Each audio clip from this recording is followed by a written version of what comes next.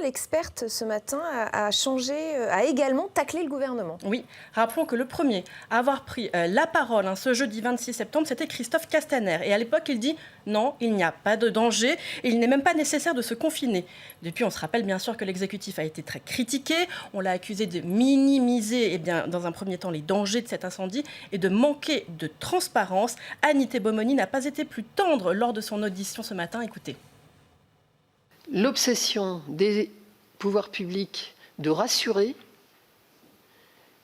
les aveugle complètement sur cette exigence qui est celle de tous ceux qui savent de dire les choses. Ce qui rassure, c'est la réalité des faits et comment on les combat.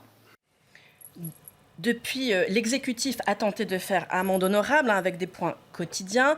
Édouard Philippe lui-même a avoué qu'il ne savait pas tout depuis le début. Il a aussi beaucoup chargé la communication et la responsabilité de l'entreprise Lubrizol. D'ailleurs, il a aussi été question de la gestion de la sécurité par Lubrizol et par les sous-traitants. Et oui, c'était un problème qui avait été révélé par Le Monde, le quotidien qui, dans une enquête le 22 octobre, avait expliqué avoir lu un rapport qui était alarmant sur les sous-traitants qui interviennent sur les sites industriels normands. Regardez, l'étude montrait que la moitié des entreprises reconnaissent ne pas en savoir assez en termes de sécurité et un quart des sous-traitants admettent taire des dysfonctionnements par crainte de sanctions.